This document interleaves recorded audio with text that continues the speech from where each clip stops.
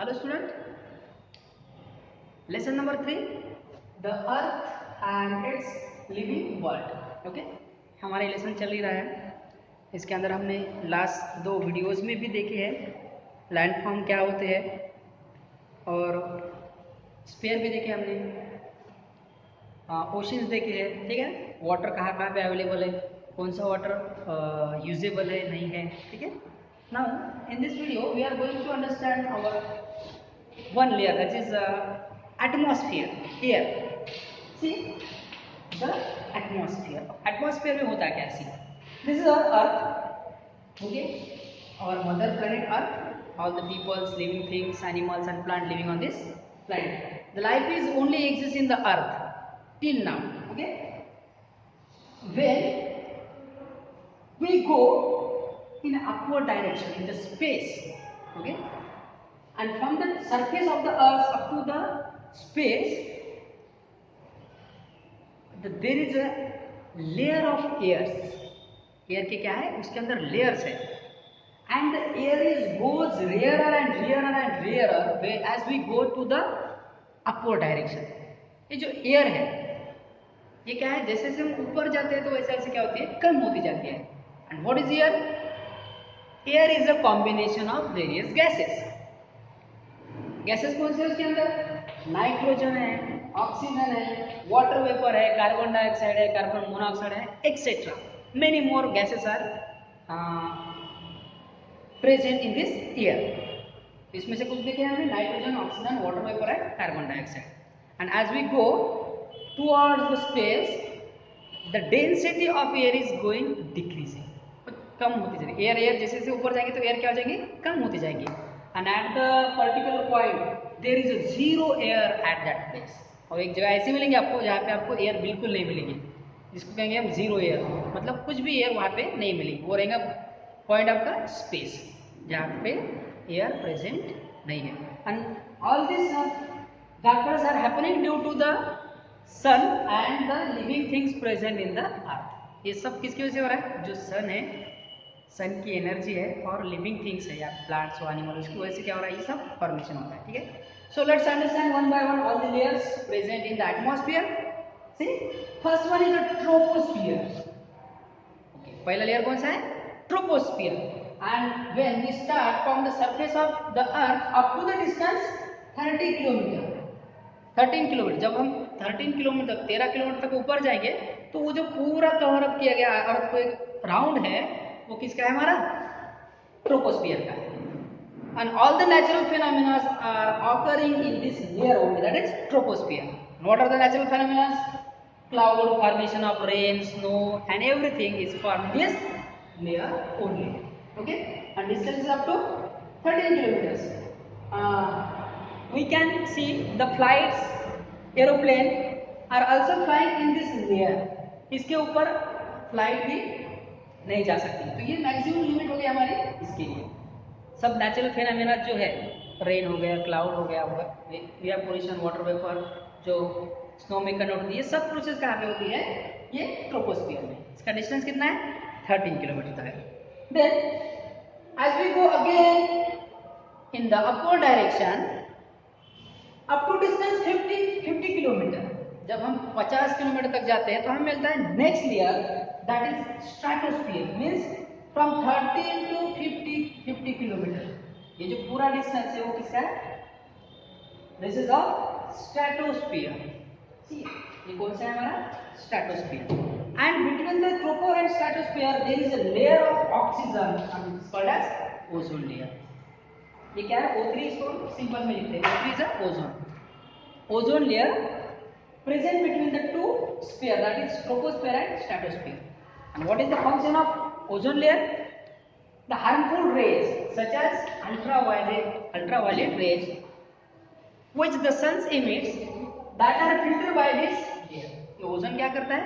सन के जो ultraviolet rays है, हार्मफुल रेज है, उसको क्या करता है? ब्लॉक करता है, उधर से वापस भेज देता है। और एक तरह से क्या करता है? हमारे अर्थ का टेम्परेचर बैलेंस करता है। और जो टेम्परेचर बना है ग्लोबल वार्मिंग के लिए जो कंसेप्ट रिलेटेड रहते हैं उसको क्या करता है? ये कंट्रोल करता है। And what is O3? O3 means ozone. O2 means oxygen. Oxygen के अंदर हम एक और ऑक्सीजन का एक मॉलिक्यूल ऐड कर देंगे तो हो जाएगा O3, और O3 का मतलब क्या होता है? ओजोन। तो इसका एक जो लेयर है इसको कहेंगे हम ओजोन लेयर। ये डिस्टेंस मैंने बताया 50 किलोमीटर तक है। अब उसके बाद जैसे हम ऊपर जाएंगे तो आता है मेसोस्फीयर। मेसो का मतलब मिडिल में समझ लो, ठीक है। Troposphere, stratosphere, mesosphere. मेसोस्फीयर के बाद आता है आइनोस्फीयर। क्या है ये? आइनोस्फीयर। और आइनोस्फीयर को एक और भी नाम दिया जाता है कुछ बुक में, उसको बोलते हैं थर्मोस्फीयर। क्या है वो? थर्मोस्फीयर, ठीक है। लेकिन फिलहाल के लिए आप ये आइनोस्फीयर ही ध्यान में रखना। उसके बाद लास्ट वन है हमारा एक्सोस्फीयर। सबसे लास्ट वाला कौन सा स्फीयर है? एक्सोस्फीयर। एक्सो का मतलब क्या है? हम एकदम स्पेस में चले गए, इसके बाद आपको एयर मिलेगी ही नहीं, ठीक है। तो अगर हम इन सब लेयर्स की बात करते हैं तो एयर का प्रेशर हर जगह अलग है, टेम्परेचर भी अलग है, ठीक है। तो जब हम सैटेलाइट लॉन्च करते हैं तो इन सब बातों का हमें ध्यान रखना पड़ता है। So I hope you have understood the concept of atmosphere and what is atmosphere and how many layers are there along with their distance and how they are affecting and changes our natural phenomena. यहाँ तक आपको सब समझ में आया होगा। मेरी video को 2 बार देखना, ठीक है। और फिर भी समझ में नहीं आता तो मुझे कॉल कर सकते हो, ठीक है। नेक्स्ट पॉइंट देखते हैं हम। Now student, next concept is how does it rain. How does it rain मतलब क्या? बारिश कैसे होती है? See, before that understand this water cycle, okay. As we all know that the water is present in the oceans and various lakes, river, fields, brooks, okay. What happens on the daytime due to the heat of sun, the water present on the earth get evaporates. क्या होता है? सन की heat की वजह से जो पानी है वो इवेपोरेशन स्टार्ट करता है। जैसे इवेपोरेशन स्टार्ट करता है तो क्या होता है? It converted into small small water droplets, very tiny particles of the water. छोटे छोटे पानी में क्या होता है? वाटर ड्रॉपलेट्स में वो बन जाता है। और ये जब स्टीम में बन जाता है, स्मॉल पार्टिकल्स में बन जाता है, तो उसकी साइज क्या हो जाती है? थोड़ी कम हो जाती है, हल्की हो जाते हैं। As they goes lighter in the bed, और जैसे ही लाइटर होते हैं, लाइट होते हैं तो क्या होता है? वो ऊपर चले जाते हैं। हल्के होने की वजह से क्या होते हैं? वो ऊपर चले जाते हैं। और ऊपर जाते जाते क्या होते हैं? मतलब वो घूमते रहते हैं। और जैसे उनको माउंटेन मिलते हैं, माउंटेन्स या फिर हिल बोलो, तो वहां पे क्या रहता है? टेम्परेचर बहुत कम रहता है। क्या रहता है? टेम्परेचर ऊपर जाने से टेम्परेचर कम होता है। As soon as they get the very less temperature, they start condensed. Okay? जैसे हमको टेम्परेचर कम मिलता है वो क्या करते हैं? कंडेंस होना स्टार्ट होते हैं। मतलब they are converted into the snow and heavy particles. वो फिर क्या होते हैं? स्नो में कन्वर्ट होना स्टार्ट होते हैं। और लाइट होने की वजह से क्या होते हैं? इधर उधर घूमते हैं। तो इवेपोरेशन प्रोसेस क्या होती है? Conversion of liquid into the gases state. अब कंडेंसेशन में क्या हो रहा है? जो गैसेस स्टेट थी हमारी, वेपर्स थे, वो कन्वर्ट हो रहे हैं हमारे क्लाउड्स में। किसमें हो रहे हैं? क्लाउड्स मतलब पानी की तरह। और उसके बाद क्या होता है? वो in the form of rain क्या होते हैं? गिरते हैं। और जैसे वो नीचे गिरते तो क्या है? फिर से वो रिवर्स के मीडियम से वो और ओशन में चले जाते हैं। So in this way water is completing its own cycle and this cycle is known as water cycle. इस साइकिल को क्या कहेंगे हम? Water cycle. समझ लो फिर से। सन की हीट से क्या होता है? पानी वेपर और वाटर वेपर में कन्वर्ट होता है। ये लाइट होने की वजह से सब ऊपर चले जाते हैं। अब ठंड मिलने की वजह से वो क्लाउड बनाते हैं। और जैसे ही क्लाउड किसी माउंटेन या हिली रीजन में जाते हैं तो वो बहुत ठंडे होके क्या होते हैं? बारिश के फॉर्म में नीचे गिर जाते हैं। और यही बारिश का पानी फिर से क्या होता है? रील्स के, ब्रुक्स के और रिवर की हेल्प से क्या होता है? ओशंस को आके मिल जाता है। तो इसी तरह वाटर क्या करते हैं? अपनी एक साइकिल कंप्लीट करते हैं और इसे कहते हैं हम water cycle. Now last concept of this lesson is the biosphere. What is biosphere?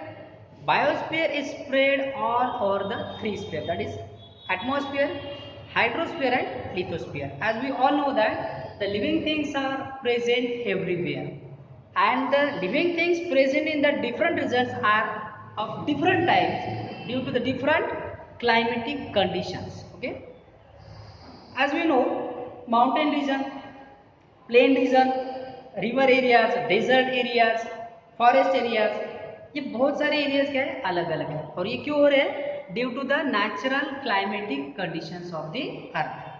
Climatic condition सबके सेम नहीं। इक्वेटर पे क्या है, ज़्यादा पानी होता है, बारिश ज़्यादा रहती है।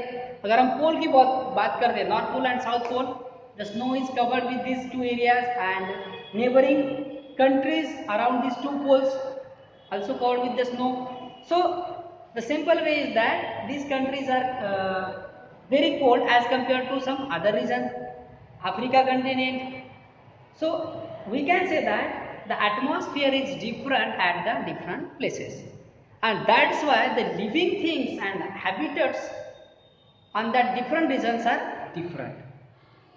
ये एटमॉस्फेयर की वजह से होता है बड़ा कि वहाँ के जो लिविंग थिंग्स है वो भी चेंज रहते हैं। For example snow, snow area में आपको क्या मिलेंगे, पोलर बियर। वहाँ पे आपको एलिफेंट नहीं मिलेंगे। अगर नॉर्थ पोल साउथ पोल में जाते हो, स्नो बहुत है वहाँ पे, बर्फ बहुत है, वहाँ पे एलिफेंट रह सकता है क्या? नहीं। क्यों? वहाँ पे रहेंगे पोलर बियर। क्यों? Due to the natural habit of polar bear, it can bear the snow, it can adjust the atmosphere related with the snow, cold region. तो ये रीजन है कि इसकी वजह से हम कह सकते हैं कि हर जगह हर तरह के लिविंग थिंग्स पाए जाते हैं। अगर मैं अफ्रीका की बात करता हूँ तो zebras will be there. Zebra का ये होम टाउन है अफ्रीका। अफ्रीका में आपको बहुत सारे ज़ेब्रास मिलेंगे। If you will visit the Australia you will find that kangaroo. जैसे इंडिया का नेशनल एनिमल अलग है, उसी तरह ऑस्ट्रेलिया का नेशनल एनिमल कौन सा है? Kangaroo. Elephant and lion live in hot region, जहाँ पे हॉट गर्म रहता है वहाँ पे कौन से elephant and lion lives in hot region. थोड़े बहुत गर्म एरिया में एलिफेंट और लायन पाए जाते हैं। अब यहाँ पे तो नहीं मिलेंगे, स्नो एरिया में नॉर्थ पोल पे तो नहीं मिलेंगे, इसलिए उनके रीजन जो है अलग है। Apart from this various types of plants are also found in various region. हमारे यहाँ अलग प्लांट पाए जाते हैं, जम्मू कश्मीर में अलग पाए जाते हैं। अगर आप अफ्रीका जाते हैं तो वहाँ पे भी डेंस फॉरेस्ट के अंदर अलग प्लांट पाए जाएंगे। Along with the plants, some microorganisms are also present in the land, water and air. मतलब हर जगह हर तरह के क्या जीव जंतु पाए जाते हैं। तो ये था हमारा पूरा लेसन, जिसके अंदर हमने अर्थ का पूरा स्ट्रक्चर पढ़ा है, एयर का स्ट्रक्चर पढ़ा है, लैंड का पढ़ा है, वाटर का पढ़ा है। वाटर के अंदर ओशंस पढ़े हैं, ओशंस के अंदर पानी पढ़ा है, वाटर पढ़ा है, उसके भी फॉर्म्स देखे हैं हमने। लैंड के अंदर कंटिनेंट्स देखे हैं, लैंड फॉर्म्स देखे हैं, ठीक है ना। क्लाइमेटिक कंडीशन कैसी होती है वो देखा है, बायोस्फीयर देखा है और एटमॉस्फेयर। एटमॉस्फेयर में एयर देखा है, एयर के लेयर्स देखे, और लास्टली बायोस्फीयर ये कैसे सबको कवर करता है, और इन तीनों कंडीशन की वजह से बायोस्फीयर में क्या चेंजेस आते हैं, ये सब हमने इस लेसन में पढ़ा है। So I hope you have understood lesson very well. Thank you.